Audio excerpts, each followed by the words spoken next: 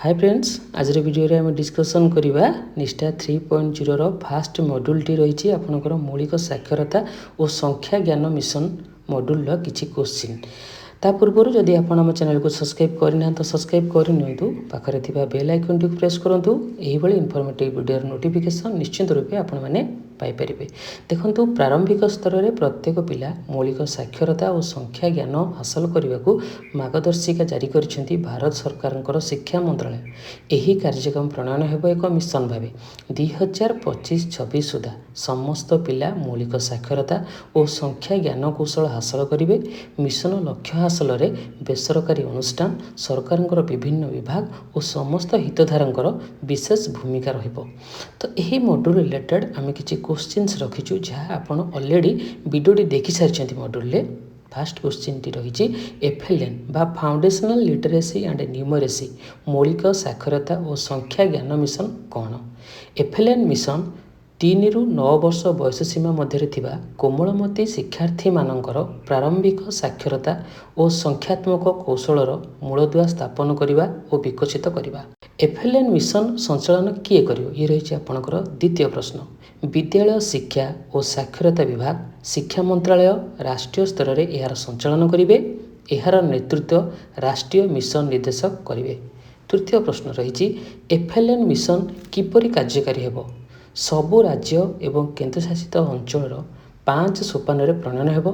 जातीय मिशन, राज्य मिशन, जिला मिशन, मंडल और आंचलिक साधन केन्द्र स्तरीय मिशन, विद्यालय परिचालना कमिटी और गोष्ठी अंशग्रहण। तेन चतुर्थ प्रश्न आपण मानक रही एनसीईआरटी सीबीएसई केवीएस भूमिका कौन रहिबो। एनसीईआरटी द्वितीय रु पंचम श्रेणी पर्यंत शिक्षार्थी मानकर मौलिक साक्षरता और संख्या ज्ञानर वर्तमानर शिक्षण स्थिति परीक्षा करिबा, 4 सप्ताह शिक्षण कार्यक्रम योजना और परिचालना करिबा, कार्यक्रम को समृद्ध करने प्राथमिक शिक्षक और प्रधान शिक्षक मानकर दक्षता विकास करने विभिन्न साधन प्रस्तुत करने। देन रही सीबीएसई कार्य रहिबो उत्तम शिक्षक चिन्हट करी सेमानक तालिका प्रस्तुत करिवे। सेमाने सरकारी प्राथमिक शिक्षक मानकु मार्गदर्शन देवा सह सहायता प्रदान करिवे। ई पाठ प्रस्तुत करिवे। नूतन चिंतनर शिक्षाशास्त्र पाठ योजना प्रदर्शन करिवे।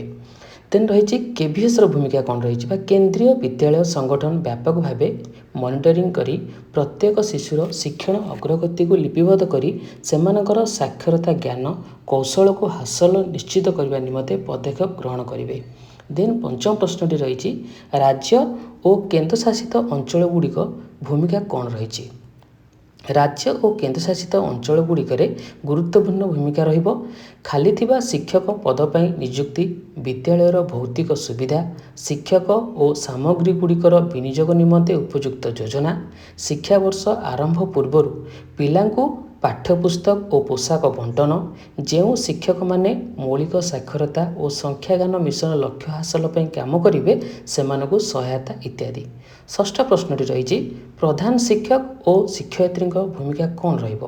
पिलामानकर मौलिक साक्षरता और संख्या ज्ञान हासिल में प्रमुख भूमिका प्रधान शिक्षक मानक रहिबो। निज निजर दक्षतार विकास करेंगे।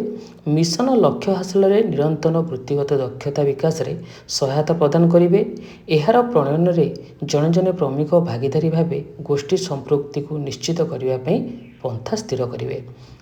देन सप्तम प्रश्नटी रही एफएलएन रे आउ कहार भूमिका रही। राज्य शैक्षिक गवेषणा और प्रशिक्षण परिषद TE&SCRT, जिला शिक्षा और प्रशिक्षण प्रतिष्ठान डायट, मंडल साधन केन्द्र BRC, बेसरकारी अनुष्ठान NGO, विद्यालय परिचालना कमिटी SMC, गोष्ठी पितामाता स्वेच्छासेवी बेसरकारी विद्यालय परी अनुष्ठान मिशन लक्ष्य हासिल में गुरुत्वपूर्ण भूमिका निश्चित करेंगे। तो ये थिला आपनकर एफएलएन रिलेटेड किसी प्रश्न। आशा करी निश्चित रूपे आपण मानक इनफॉर्मेटिव रहिबो। नेक्स्ट वीडियो रे आमे देखिबा आपनकर राज्य शैक्षिक गवेषणा और प्रतिष्ठान परिषद कौन काम रही, जिला शिक्षा प्रशिक्षण प्रतिष्ठान कौन कार्य रही, मंडल साधन केन्द्र कौन कार्य रही, बेसरकारी अनुष्ठान कौन कार्य रही एवं विद्यालय परिचालना कमिटी गोष्ठी और पितामातांकर एफएलएन रे कौन कार्य रही। आशा करुँची वीडियोटी भल लगे वीडियोटी गोटे लाइक करेंगे, शेयर करेंगे, आम चैनल को सब्सक्राइब करेंगे। धन्यवाद।